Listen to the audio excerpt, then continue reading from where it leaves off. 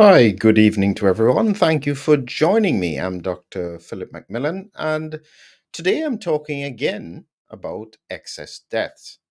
Now, what I'll tell you is that if you are not aware of what this means, that's part of the problem because it's a very important statistical measure. It helps countries to identify trends in death that need to be investigated. And that's important because they should want to protect their population. What we've had, however, is pandemic memory loss, where it seems as though those very normal patterns of looking at excess deaths seem to be inconvenient. And recently we had in the UK, Andrew Bridgen, an MP, talking about it in Parliament. And I'll show you that it got no attention in the media. There are few problems because I am now focused on what's actually happening in Europe. Because we've heard about the UK, but is it just the UK? Where else is affected? So before I go into it, as usual, let's just do a few bits of important updates. The first thing is that if you have a subscribe button, and this is me where I did a recent video, normally there is a subscribe button on the bottom here, unless they're trying to hide it. Here you can see they give you up-to-date information, and it's always on my videos. I guess they suspect what I'm talking about. And there usually is a subscribe button, but for some people it seems to be hidden. I wonder why. As you go down, always take a look at this bit here. Do not, or where you see the more button. If you click on that, you will then see the links to important pieces of information. So I'm telling you this so that you will know what to look for, because in that description is our target in the next few weeks. This is Humming Heroes. This is our Amazon pre-ordering. We're trying to get it to number one. We have had great response so far. It was a success on Kickstarter. We're now making it a success on Amazon. As you can see here, just 4 days to go, and you can get it at a remarkably low price because the target here is to get it to number one. So your support is very much appreciated. So let's get back to this excess deaths discussion. It's a little bit of a problem, as I said, for certain people. Now, when we think about it, excess deaths is a statistical measure. It's really, really important. And my attention was captured just recently by an Substack by someone, and I do Substack as well, and you can look out for my Substack post. But he was looking at Euro excess deaths December 2023 figures, and this is from a Patrick Walsh, and he was talking about what was occurring in Ireland, where excess deaths matter. It was at 7.8%, he said. And he then went down to look at some of the graphs, looking across the European Union and so on, to try and identify these patterns. And so as I looked at his Substack and I thought, you know what, I want to talk about this, I realized that, well, somebody could quite easily argue that I don't know if those are factual images. So I then had to go and find the factual images for us to see. And here we have excess mortality in the context of Europe, and you can see it here. This is the excess mortality statistics, and this is from Eurostat, Statistics Explained. And what they had said here in a tweet, this is interesting, that in February 2024, there was no excess mortality in the EU as a whole. In fact, it fell by minus 1.2%. Why was that so exciting? Well, it was exciting because this was the trend over the whole of 2023. And what you notice here is that in January, this is the baseline here. This is zero. Anything below it is lower excess deaths. Anything above it is higher excess deaths. This is the percentage. So if you can see here in January, it was 4%. This is January 2023, above the baseline. Here in February of 2023, it was lower. But if you look closely on February 2024, it's about the same. So what happens in March and April? Will it then follow the trend here? This is now going up to about 1.5%, then back to 4, 3.5, and then it went all the way up here to almost 11.5% in December of 2023. So this is the trend all across. Only 1 month was it lower than normal. And so, as I said, in the UK, what they did is they changed the statistical measure looking at excess deaths so that it disappeared. They should have informed Europe that they need to do the same. Because if you're trying to hide excess deaths, you need to do it across the whole world, because this is the trend that's occurring. It's occurring everywhere. And so the question remains, what is the cause? Now, I can't help but sharing the humor here because I came across this today and I thought this was just brilliant. I hope you find it funny as well. Where is the elephant? He stands in the middle of the room and he points out some salient facts, and no one is noticing him.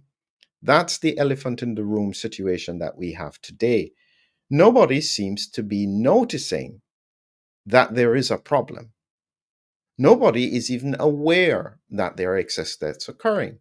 So, one of the important things that you have to do, my listeners, whoever happens to listen to this, is you need to raise awareness to the public. Because if people are not aware that it is occurring, that then allows the people in positions of power to ignore it as well. That's a problem. Now, people may say there could be many reasons for excess deaths, and I agree with that. I'm just saying it needs to be investigated. It shouldn't be left on its own. And so I then took another good look at the data from Eurostat, and I found this to be very, very interesting. So here we have, again, Eurostat looking at excess deaths. So again, this is a different kind of image. As they said, this time it's percentage of additional deaths. And you can see again, your baseline here is 0 running across. And throughout the whole of, so from 2020 all the way to 2024. And you can see this is the pandemic here. So you expect that it's up. But after the pandemic in 2021, it remained up. And then in 2022, it remained up. If people weren't dying of COVID, what were they dying of? You can see here it starts to come down, and this here it represents about 2023, and then it's back up again. And this is the February in 2024 when it came down again. I suspect the trend is going to continue like this for the next few months, certainly years. What in the world is going on? So let's dig a little bit deeper. Because when we speak about this elephant in the room, he mentioned something quite specific that I won't say. And so people will say, well, there is no evidence that that is necessarily happening. But what do the statistics say? A lot of medicine is about probabilities rather than absolutes. So let's look at a few of the other relevant stats. So I got this together. Number of doses administered in Europe as of this was January 2023 by country per 100 population. At the top here, you see is Portugal. They had the most per 100 of the population. Then Malta, Belgium, Italy, Sweden, all the way down. And in the middle here, you have the United Kingdom. And what I was interested in is what happens if I roll all the way to the bottom. At the bottom here is Bulgaria, Romania, Slovakia.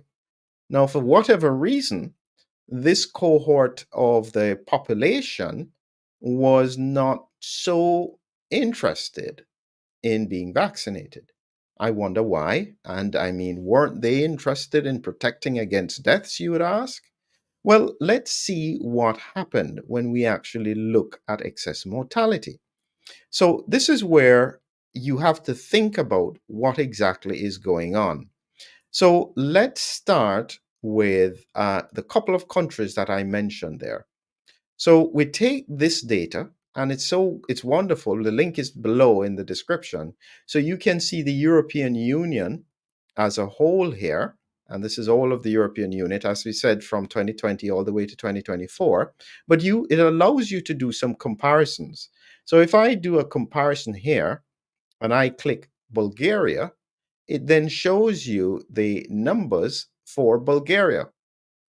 Now, you can see here that Bulgaria had a lot of deaths compared to the EU. And this was because they had a lot of most likely COVID deaths. But then what then happens is that they immediately start to trend down to baseline. As the population hits natural herd immunity, they are down to minus 10%. This is what you expect, because if you had higher numbers die in the COVID pandemic, you expect your trend to tail off. So it's important, because one of the issues that we have is that some people don't acknowledge that the vaccines impacted on COVID deaths. Of course they did. But that's not the only thing that you have to look at. You have to look at all-cause mortality and the relevance as what occurs. So then, if I pick Bulgaria, what happens if I compare it to the highest vaccinated region in terms of Portugal? And again, this is with the data, and you put it up.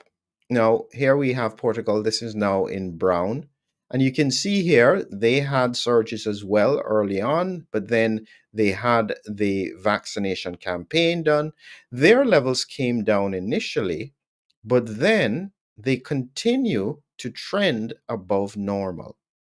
And when you compare it, so they are running at about 5 to 10% all the way into 2024, compared to Bulgaria, who is now running at minus 5 to 10%.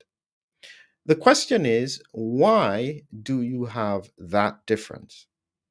And that's where that really inconvenient problem about the elephant in the room comes up. Because how else do you explain it?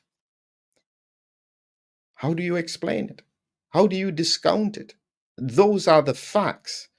The question is, why is that the case? That's a problem that it seems that nobody really wants to address.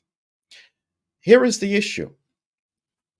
If the excess deaths are caused by an elephant, and you have ongoing circulation, high circulation of a virus that also drives the immune response, that excess death is not going to come down. It's going to remain up, and it's going to continue to rise over the next months and years. There is no hiding from this. My job is just to raise awareness, because I can't do the necessary research into what exactly are the mechanisms. Whatever we may think doesn't matter. What matters is that we investigate it. That's the important point. Not investigating it at this point, let us be clear, is the equivalence of negligence. Because there was no point, therefore, to doing the data if you weren't going to investigate it when you have abnormal patterns. There's no getting out of this.